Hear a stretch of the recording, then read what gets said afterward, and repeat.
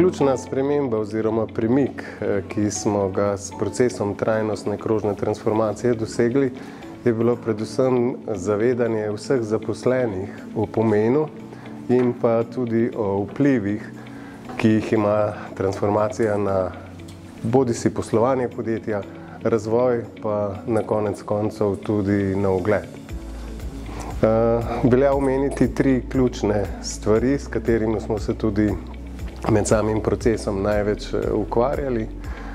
Tukaj je šlo za optimizacijo virov, se pravi bodisi zmanjševanje odpadkov, recikliranje, upravljanje s tveganji, se pravi odvisnost od določenih virov pa prehod na ostale in te dva potem implementirano uvesti v samo proizvodnjo, ki je pa tudi, kar se tiče tehnologije, relativno zahtevna. Pričakovanja smo iskreno gradili med samim procesom trajnostne krožne transformacije, ker na začetku niti nismo dobro vedeli, kaj lahko pričakujemo oziroma kakšen bo rezultat. Ne glede na to, da uspeha nikoli ne merimo z vloženim trudom, smo na koncu zadovoljni s tem, kar smo dosegli, ne glede na to, koliko napora je oziroma ga bo potrebno še vložiti v sam proces. V sami prvi fazi strateške transformacije podjetja smo najprej presvetlili svoje obstoječe stanje, v katerem se nahaja podjetje, in videli, da imamo precej veliko dela. In sicer na optimizaciji samih poslovnih procesov, kulturi v našem podjetju, se pravi vse, kar zaposleni razmišljajo. In opazili smo, da podjetje je zasledovalo predvsem obrtniško miselnost zadnjih 20 let in na področju globalnih trendov, tudi v samem mikrookolju, potem na nacionalnem parketu podjetja bistveno bolj podjetniško razmišljajo, tako da smo v tej prvi fazi zasledovali predvsem našo preoblikovanje, transformacijo, predvsem iz povsem obrtniške miselnosti v podjetju, potem iz manualnega dela v polavtomatsko in avtomatsko delo in tudi digitalizacijo samih procesov. Zavedali pa smo se, da samo z jasno definiranimi cilji, z predvsem dobrimi vodstvenimi kapacitetami in pa sposobnostjo peljati vse zaposlene skozi to transformacijo nam bo uspelo. Zavedamo se, da imamo dosti ozkih grl, ki jih moramo odpraviti, to se pa veselimo potem tudi v tem naslednjem koraku. Pričakovanja so najprej bila predvsem zelo široka od tega, kaj lahko skozi to transformacijo pričakujemo. Potem pa smo, zahvaljujoč naši mentorici, ki je izredno profesionalno pristopila in nam pomagala skozi to prvo fazo in nam svetovala, smo jih zelo jasno definirali, se pravi, da smo jih oklestili in tisto, kar je najbolj potrebno, jih potem tudi skušali realizirati do dokumenta in pa nadgraditi v drugi fazi, ki nas čaka. Glaven premik ta, da smo si namensko vzeli čas in kot podjetje z vključevanjem vseh zaposlenih začeli razmišljati o trajnostni in krožnostni transformaciji in o tem, kam nas lahko ta transformacija popelje. In pa skozi ta proces spoznali v bistvu, da so ključen benefit in ključen temelj, ki ga podjetje ima, so v bistvu zaposleni. In da cela trajnostna in krožnostna transformacija temelji na njih in da je vlaganje v ljudi, v znanje, v kulturo ljudi, ki nas povezuje in sem pa še tudi trajnost kot taka, je ključna za dolgoročni uspeh podjetja.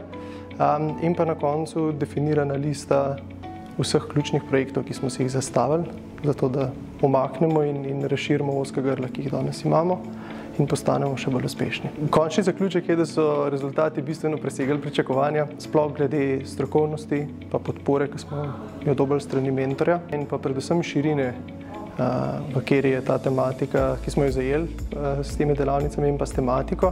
Se pravi, da smo se širili bistveno nad samo trajnostno in krožnostno transformacijo, pa pogledali celotno poslovanje podjetja in način, kako delovati še bolj uspešno v prihodnosti.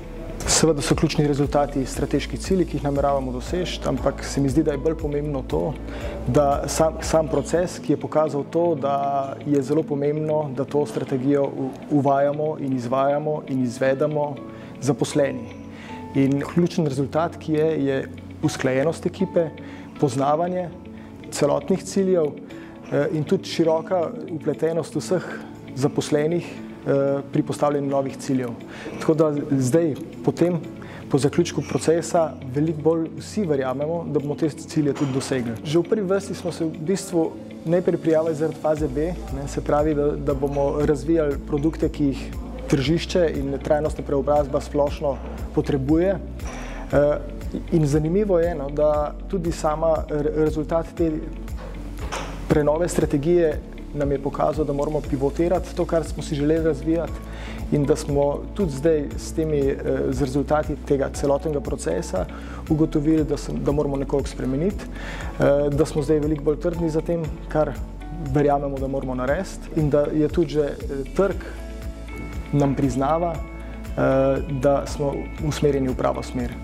Ključni rezultati te naše trajnostne transformacije so bili predvsem v povezovanju naših zaposlenih, v tej komunikaciji, ki smo jo vzpostavili, v motivaciji, ki smo jo pridobili preko naše zunanje ekspertinje. To, da smo skupaj oblikovali to trajnostno strategijo, ki nas bo popeljala naprej.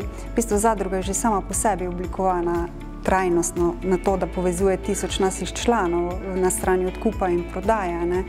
In v bistvu zaposleni smo med sabo, kljub temu, da nas je zelo veliko, razpršeni na 3 koroških dolinah, nimamo nekega vsakdanjega stika, ampak ta projekt nas je potegnil skupaj, nam je dal navdih, motivacijo, skreirali smo izjemne projekte, ki jih nameravamo do leta 2028 uresničiti. Najprej smo padli v projekt brez nekih pričakovanj, smo ga vzeli projekt kot projekt, ampak potem iz delavnice v delavnico je ta naša navdušenje nad projektom, nad združenjem, nad inovativnostjo, ki smo jo dosegali, rasla. Tako da smo z veseljem in ponosom to zaključili prvi sklop. V projekt smo tudi vključili delno naše člane, ki so prepoznali to vrednost in v bistvu to obstoj zadruge kot sam, ki je že sam trajnostno podkovan, se zdaj s tem projektom še bistveno bolj okrepil. Rezultati so vsekakor pozitivni. Z večjih vidikov, seveda smo verjetno tako kot ostala podjetja pristopili z nekimi svojimi interesi. Mi smo dejansko v tej trajnostni strategiji že drugič in smo dejansko nadgrajevali preteklo izpred 3-4 let.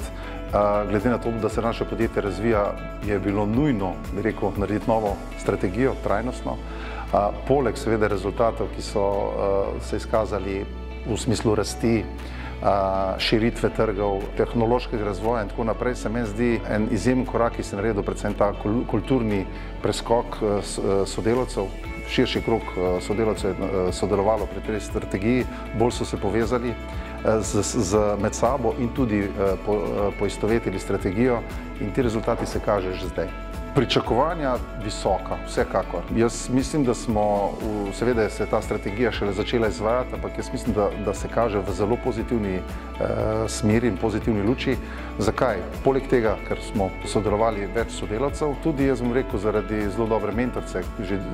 Mentorice smo imeli isto prvič in drugič, ki nas je, bi rekel, tako po eni strani poznala, po drugi strani pa verjetno tudi zaznala, ki nas mora voditi v smeri, da bomo naredili korak naprej.